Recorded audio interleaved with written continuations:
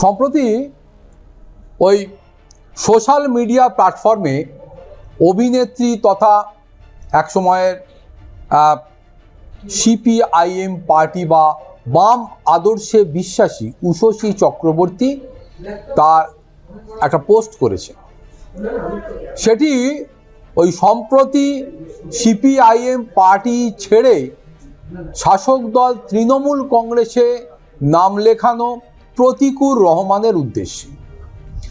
যতদিন প্রতীকুর রহমান দল ত্যাগ করেননি ততদিন পর্যন্ত বা সেই মুহূর্ত পর্যন্ত প্রতীকুর রহমান যে একজন উঠতি নেতা এবং ব্রাইট ফিউচার এবং আদর্শ বামপন্থায় আদর্শ নিয়ে সে চলছে এবং সে যে আগামী দিনে নেতৃস্থানীয় জায়গায় পৌঁছতে পারে এই বার্তা বারবার পার্টির পক্ষ থেকে দেওয়া হয়েছিল।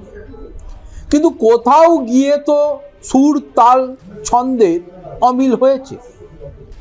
অতএব এই বর্তমানে যিনি বা যারা এই দল পরিচালনার দায়িত্বে রয়েছেন নিশ্চয়ই তারা কোথাও গিয়ে প্রতীকুর রহমানকে নিজের দলেতে আটকে রাখতে সমর্থ হননি, ব্যর্থ হয়েছেন। তাই না অভিমান নিয়ে প্রতীকুর রহমানকে দল ত্যাগ করে বেরিয়ে যেতে হয়েছে। এর পেছনে কারণটা কি সেটা দলের নেতৃত্বই খুঁজে দেখবে, যদিও ইতিমধ্যেই অনেক রকম কথাবার্তা উঠে এসেছে। উষসী চক্রবর্তী যেটা বোঝাতে চেয়েছেন প্রতীকুর রহমান সম্পর্কে, মানে তাদের বক্তব্য হচ্ছে যে আপদ গেছে, মানে এই মুহূর্তে তাদের মনে হচ্ছে আপদ গেছে, আপদ বিদায় হচ্ছে দলে, অতএব দলের খুব একটা ক্ষতি হয়নি, হবেও না। দলের ক্ষতি হয়নি বা হবে না সেটা তো ভবিষ্যৎ বলবে। কিন্তু কেন একজন একজন করে এই ধরনের উঠতি নেতা বা এই ধরনের যুবক যারা বামপন্থায় আদর্শ নিয়ে এত দূর এগিয়ে এলো তারা কেন বেরিয়ে যাচ্ছে, এর পেছনে কারণ খোঁজার চেষ্টা কি আদৌ সিপিআইএম পার্টির নেতৃবৃন্দ করছে? মনে হয় না। তার কারণ বিগত দিনে ঋতব্রত ভট্টাচার্য, সেও ঋতব্রত বন্দ্যোপাধ্যায়, সেও দল ত্যাগ করে তৃণমূল কংগ্রেসে চলে গেছে। রেজ্জাক মোল্লা বরিষ্ঠ নেতা, তাকেও দল ত্যাগ করে বেরিয়ে যেতে হচ্ছে। ফলে সময় যত গড়াচ্ছে তত কি এ রাজ্যে বা এ দেশে বামপন্থার অবক্ষয় হচ্ছে, পদস্খলন হচ্ছে বলেই কি নতুন প্রজন্ম থেকে শুরু করে বিভিন্ন প্রজন্মের মানুষ ক্রমশ আগ্রহ হারাচ্ছে সিপিআইএম বা বামপন্থা থেকে? এটাও খুঁজে দেখার প্রয়োজন রয়েছে। উষসী সম্প্রতি বলেছেন, এই দলবদলের ঘটনাকে টেনে এনে তিনি লিখেছেন, অনেককে দল ত্যাগ করতে দেখলাম গত কয়েক বছরে। অন্যদের তো বটেই, এমনকি বামপন্থী দল থেকেও সে অবজার্ভ করেছে যে অন্য দলে চলে গেছে। বলেছেন বিভিন্ন প্রলোভনে কমিউনিস্ট পার্টি ত্যাগ করেছেন যারা, তারা চলে যাওয়ার পর পার্টি স্বস্তিই পেয়েছে। শতরূপকে কোট করে বলতে বলতে ফলে চলে যাওয়ার পর তাদের মনে হয়েছে আপদ গেছে বা আপদ বিদায় হয়েছে। এই তালিকাটা বিশাল লম্বা না হলেও ভারী তো বটে। অনেকে আবার পার্টির ভিতরে নৈতিকতার স্খলন দেখে পার্টি ত্যাগ করে এমন অনেক দল, গোষ্ঠী বা শিবিরে যোগ দিয়েছেন যাদের নৈতিকতার বানান করতে হয়তো দুটো দাঁত পড়ে যেতে পারে, তারপরেও কথা ওঠে।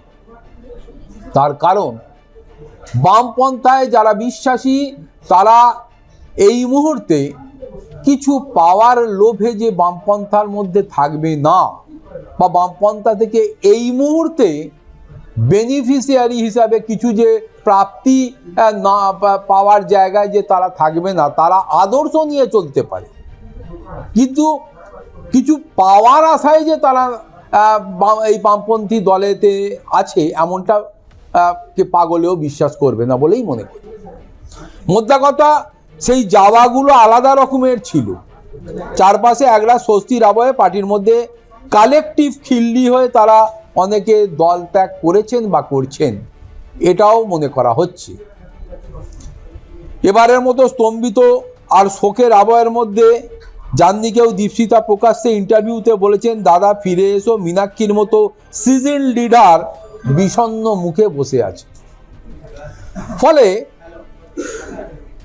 এই মীনাক্ষী বা দীপশিতাদের মতো লিডার, তাদের মধ্যেও অনেক রকম বিষয় উঠে আসছে। মীনাক্ষীর মধ্যে না হলেও দীপশিতার মধ্যে দেখা যাচ্ছে যে দলের প্রতি তারও যেন খুব একটা অ্যাক্টিভ মোড নেই।